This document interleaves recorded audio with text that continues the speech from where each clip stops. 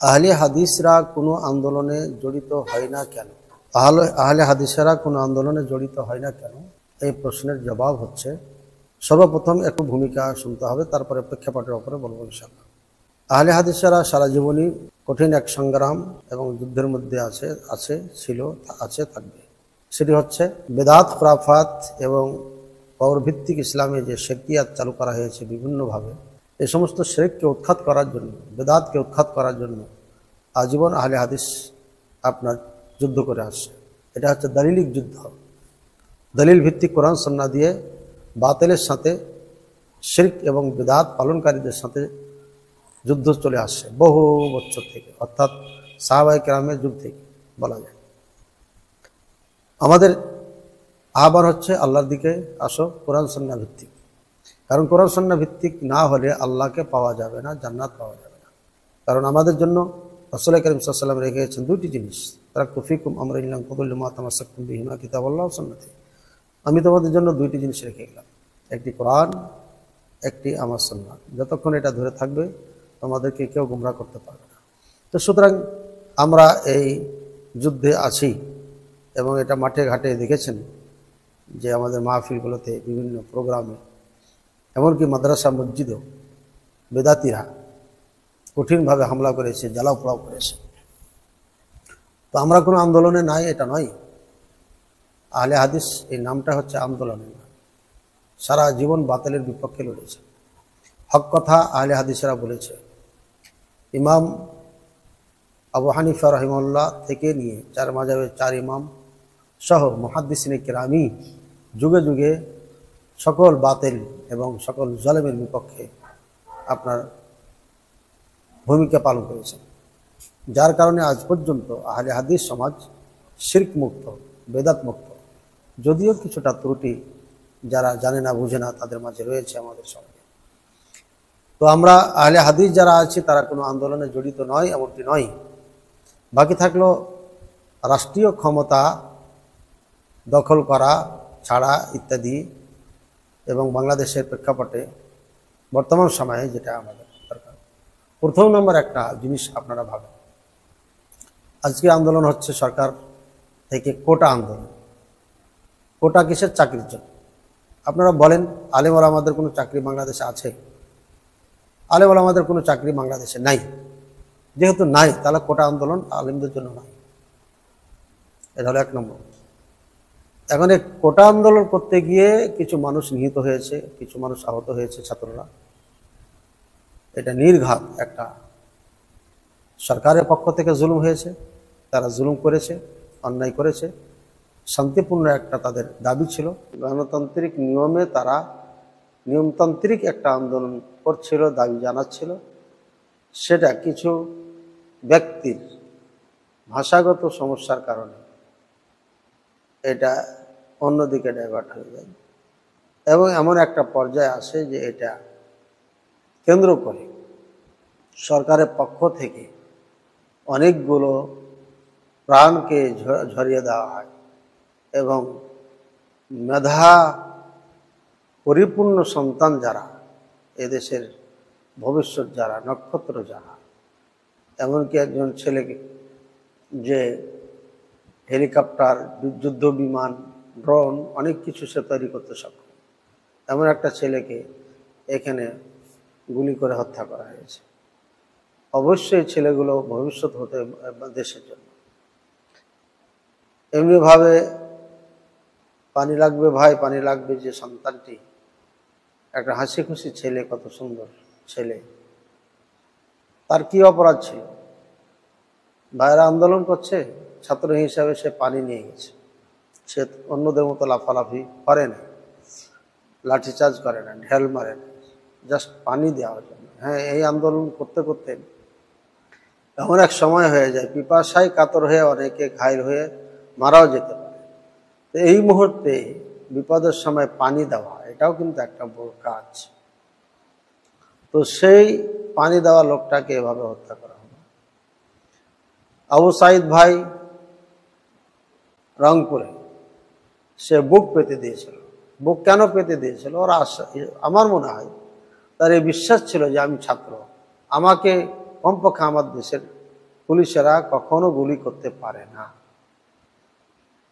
তার এটা একটা হতো আশা ছিল বা বিশ্বাস ছিল, আস্থা ছিল, কিন্তু সে আস্থাটুকু ভেঙে একের পর এক তাকে 4টি গুলি করা, কে বলে 3টি।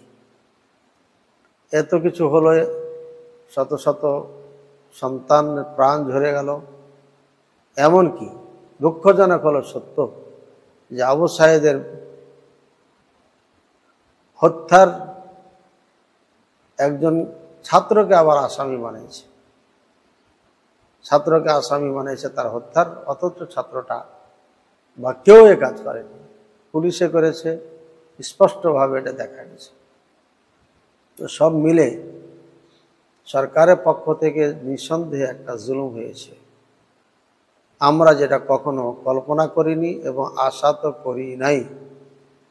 এরপরে এটা চলে যায় অন্যদিকে। এখন যে ভয়াবহ রূপ নিয়েছে, এখন আমাদের আহলে হাদিসদের ভূমিকা কি হওয়া উচিত বা হওয়া উচিত ছিল কি ছিল না, যে আমাদের আহলে হাদিসদের ভূমিকা স্পষ্ট। আমরা বহুবার বলেছি, আমাদের আলোচনায়, মাহফিলে, মসজিদের মিম্বারে সবসময় বলেছি যে একটা সরকারকে উৎখাত করা, সরকারের বিপক্ষে দাঁড়ানো শরিয়া এটা অ্যালাউ করে না, সে সরকার জালেম হোক আর যে হোক। সুতরাং আমাদের এখানে যেহেতু আমরা কোরআন সুন্নাহর বাইরে যেতে চাই না, কাজে কোরআন সুন্নাহকে রেখে দিয়ে আমি যদি বলি, আমরা যদি বলি আন্দোলনে নেমে যাও সবাই, আর সবাই নেমে গেল, নেমে যাওয়ার কারণে যদি কেউ মারা যায়, দায়ভার কে নিবে? দায়ভার আমাকেই নিতে হবে। এই জন্য আমরা এই আদেশ করতে পারি না। কারণ সালফে সালেহীন ইমাম আহমদ রাহিমাহুল্লাহ, ওনাকে প্রতিদিন 10টা করে বেতাঘাত করা হতো, যে সময় মুসলমান, সবাই মুসলমান এবং সেরা মুসলমান ওই সময়। তার অনুসারীরা, তার যারা ভালোবাসা মুহিব্বিন ছিলেন, ভালোবাসতেন, তারা বলেছিলেন আমাদের অনুমতি দেন, আমরা সরকারের বিপক্ষে দাঁড়িয়ে যুদ্ধ করে তার পতন ঘটাবো। তিনি কি বলেছিলেন? তিনি বলেছিলেন না, এটা করা সম্ভব না, একটা প্রাণ গেলে পারে দায়ভার আমি নিতে পারবো না, রক্তক্ষয় হবে, এই দায়ভার আমি নিতে পারবো না। ওসমান রাদিয়াল্লাহু তাআলা আনহুকে 40 দিন গৃহবন্দী করে রেখেছিলেন, তিনিও এই কথাই বলেছিলেন যে না, আমার মাধ্যমে কারণে কেউ খুন হোক, রক্তপাত হোক, এটা আমি চাই না। সব মিলে ঝুলে আমাদের সালফে সালেহীন সাহাবায়ে কেরাম থেকে নিয়ে এ পর্যন্ত তারা রাজার বিপক্ষে দাঁড়ানোর জন্য কখনো উদ্বুদ্ধ করে নাই। কারণ রাজা, এরা হচ্ছে রাজা, এদের হাতে সৈনিক রয়েছে, অস্ত্র রয়েছে, নিরস্ত্র মানুষ আন্দোলন তার বিপক্ষে করতে গেলে অবশ্যই প্রাণ যাবে, আর তা আমরা চোখে দেখছি।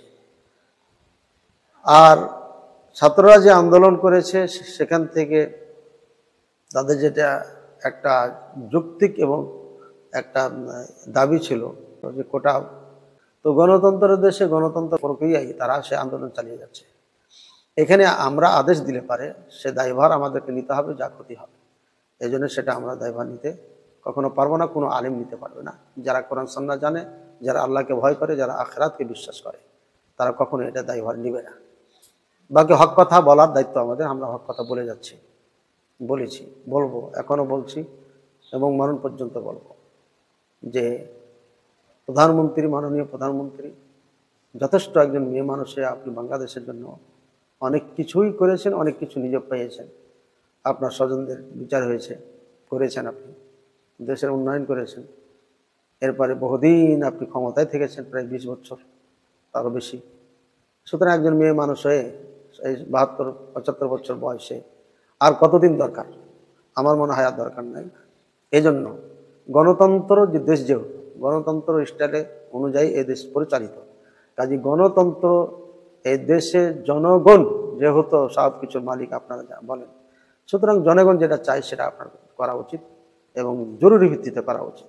আল্লাহ তাআলা আপনাকে তৌফিক দান করুন, আমি দোয়া করছি। আর আমরা আন্দোলনে জড়িত নয় এমনটি নয়, আমরা আন্দোলনে জড়িত আছি অন্যায়ের বিপক্ষে আমরা বলছি, আমাদের বড়রা বলেছে, আমরা বলছি, অনেকে শুনেছেন অনেকে শুনেন নাই। অন্যায় অন্যায়, অন্যায়ের বিপক্ষে সবসময় আমাদের কথা আছে, আলোচনা আছে, এবং এখনও আমরা বলছি যে জুলুম নির্যাতনের পথ ছেড়ে দিয়ে দেশ ও জাতির কল্যাণে যেটা ভালো হবে, কল্যাণ হবে, সেটা করুন, অতি তাড়াতাড়ি করেন, বিলম্ব না করুন। এই মুহূর্তে এই অবস্থায় আমরা জীবনযাপন করতে পারি না। আর যারা গণতন্ত্রের বিশ্বাসী, যারা গণতন্ত্রকে পালন করেন, লালন করেন, তারা গণতন্ত্রের স্টাইলে আন্দোলন করবেন, এটাই বাস্তব। এর সাথে যদি কেউ জড়িত হয় যায়, সেটা তার একটা একান্ত ব্যক্তিগত ব্যাপার। আমাদের পক্ষ থেকে বলছি, আমরা কাউকে আদেশ দিয়ে রক্তপাত হওয়ার পথ তাদের জন্য উন্মোচন করতে পারবো না, এটা নিঃসন্দেহ। সেটা যেই রাজা আসুক, যে বাদশাহ আসুক। ইতিপূর্বেও আমরা আগের যারাকে দেখেছি, তারাও জুলুম অত্যাচার করেছে। কোনো এলাকাতে ভালো ছিল, কোনো এলাকায় কঠিন খারাপ ছিল, এরাও জুলুম অত্যাচার করছে, সবার বিচার হয়েছে। তাদের ইতিপূর্বে যারা জুলুম অত্যাচার করেছেন তাদেরও বিচার হয়েছে, আমরা চোখে দেখেছি। আর যারা করছে তাদেরও বিচার হবে, আমরা দেখব ইনশাআল্লাহ। আল্লাহ তাআলা সবাইকে বুঝার তৌফিক দান করুন।